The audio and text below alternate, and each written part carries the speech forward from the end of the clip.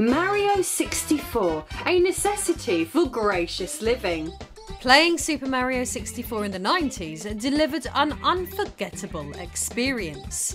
I would go as far as to say that for the majority of people who owned this game, many would end up playing this revolutionary title so much that even its finer details would end up being embedded in their minds forever.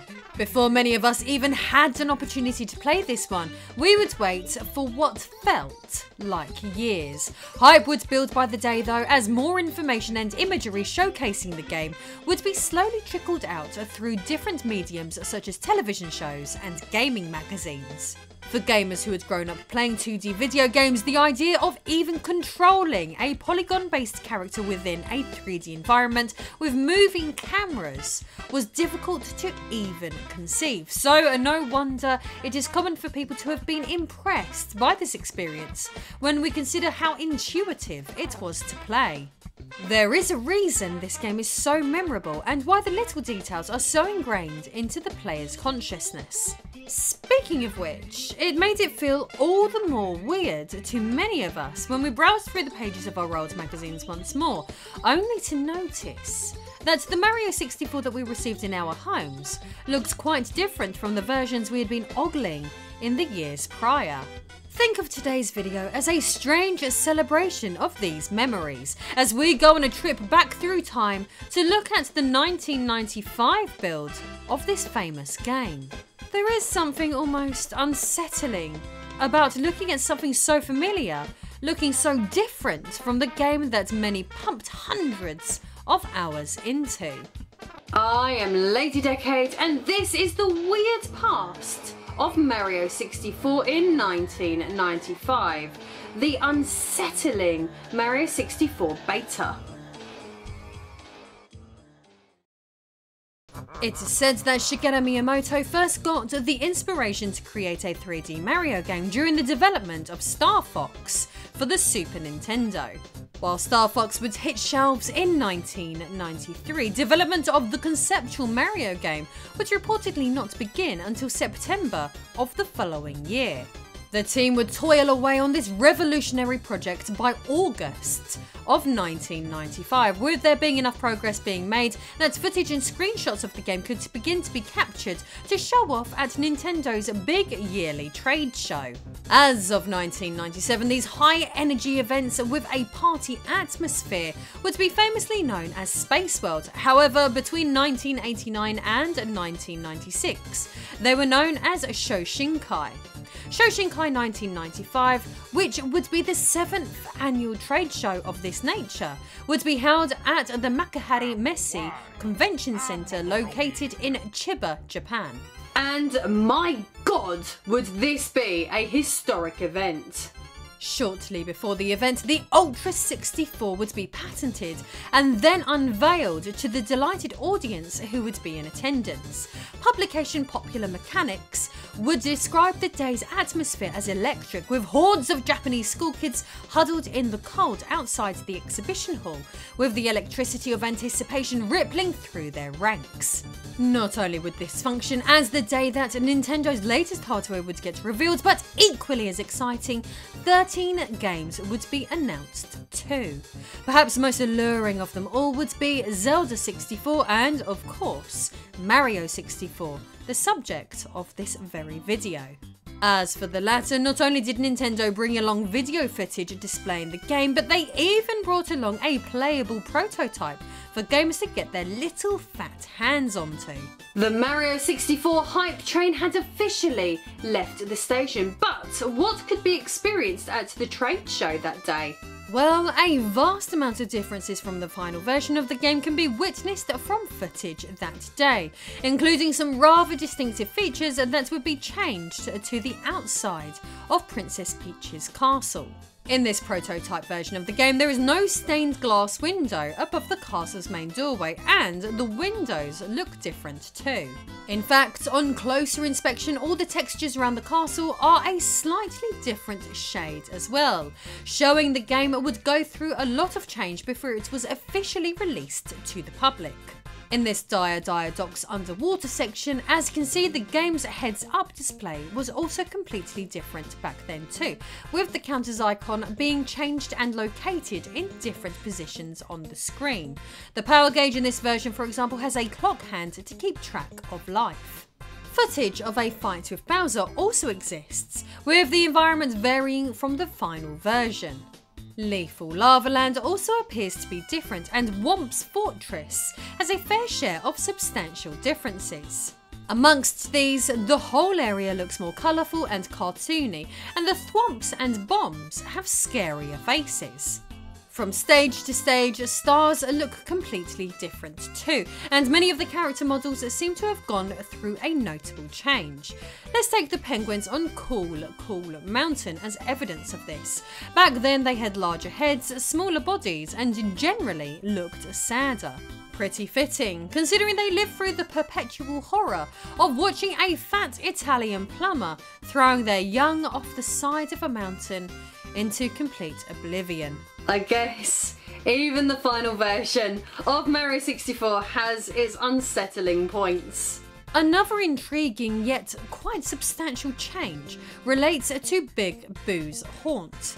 In this old prototype version of the game, it can be seen that many of the boos held onto keys that must be collected, with them never housing such objects in the retail version of the title. Reportedly, these keys would remain within the game's files, but serve no purpose past the Shoshinkai build of the game. Tall Mountain's slide was instead back then located in Cool Mountain, with the stage's infamous dead end actually functioning as an alternative way to complete the section. Stars would often be located in different positions in this earliest playable version of the game, with said power stars appearing as more simple 2D cartoony sprites. These would, however, rotate like the power stars in the final game. The most striking set of changes of all, though, relate to the interior of Princess Peach's castle. Here, extensive differences can be noted from the floor's red carpet, the darker walls, and the iconic staircase leading to the upper level being completely missing.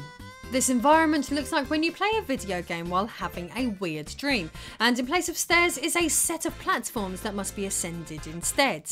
But is a staircase not just a bunch of platforms anyway? You decide in the comment section.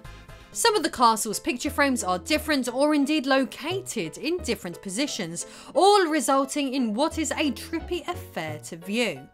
As development pushed forward, the power gauge that was part of the game's HUD would be changed to a blue pie piece style gauge instead, with the gauge being revised once more with the final version of the game. Scuttlebag would also look much meaner in this game, and most infamously of all, screenshots exist of Pokey having the face of nightmares. As we progressed through time, by April of 1996, the team working on Super Mario 64 would begin capturing gameplay footage to show at yet another trade show, the E3 event of 1996. By May of that same year, a second playable prototype of the game would surface at the show. This would be considered one of the most significant E3 events in history, with it taking place not only at the height of the console war between the Sony PlayStation and Sega Saturn, but of course, it would be the first E3 to feature the Nintendo 64. At this very special Electronic Entertainment Expo, gamers and journalists in attendance alike had the opportunity to play Super Mario 64 over at Nintendo's booth. But with the development of this game concluding just 4 days after this event, this version of the game is much closer to the final product than what would have been shown at the Japanese trade show the prior year. While that about rounds up what could have been seen in the beta version of the game way back then, this early version of the video game that could continue to be seen in old magazines, no doubt back in the day, sent young players' imaginations into overdrive, with many wondering if there was any way that this much older version of the game could still be experienced. The coveted Mario 64 beta almost feels like gaming mythology.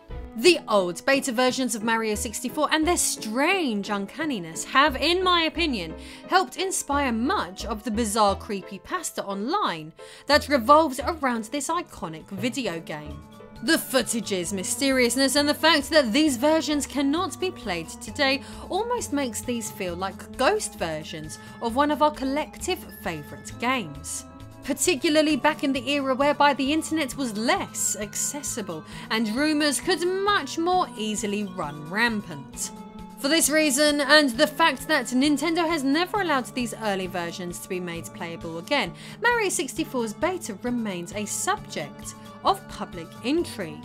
Which is why, since that day, modders have set out to make Mario 64's beta fans' dreams a reality. A modder who goes by the username Dudor12, for example, would spend incredibly close to a decade analysing the Shoshinkai 1995 version of the game, then painstakingly recreating it so that others can enjoy it. Several other internet users would also attempt this feat, including Fluvian and Mario Nova, creating the Super Mario 64 Preservation Project.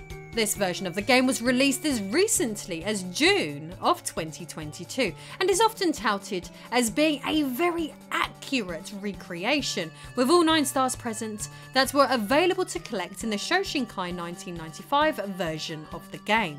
To most of the outside world, an interest in an old, unfinished version of a game may seem a little bit strange, but for Super Mario 64 fans, this early build of the game often functions as both a key moment in history and an important part of their childhood simultaneously. Many recall seeing footage of this game for the first time, wondering how this title would handle whilst holding the Nintendo 64's almost alien-looking controller. So this is why Mario 64's beta is so important. So I am Lady Decade, and that was the story of the Mario 64 beta. Well, if you liked this video, then like, comment, subscribe and hit the notification bell. Even though we've all worked out the notification bell does nothing, but hit it anyway for just in case. As is usual, at the end of my videos I like to answer questions from my lovely patrons. So today's question is from Frank1982, and they ask, what is your favourite 32X game? Well, if you haven't seen it already, I did do an in-depth video about the 32X, and I have to be honest, I don't particularly have a favourite 32X game. I don't really rate the 32X, if I'm completely honest. I suppose if I had to pick a best game, it would probably be Knuckles Chaotix, but saying that, Knuckles Chaotix, it might be the best 32X game in my opinion, but it's still a bad Sonic game. Bearing in mind, you've just had all of the Sonic games at that point on the Mega Drive, which are like mwah, creme de la creme, but then you've got Knuckles Chaotix, and you see where I'm going with this. If Knuckles Chaotix is a really bad Sonic game, but it's the best on the 32X, then don't bother with a 32X game. That's it, basically. Well, if you would like to have your question answered at the end of one of my videos, then please consider backing my little channel over on Patreon. Thank you very much for sticking around until this point in the video, and I shall see you all in the next one.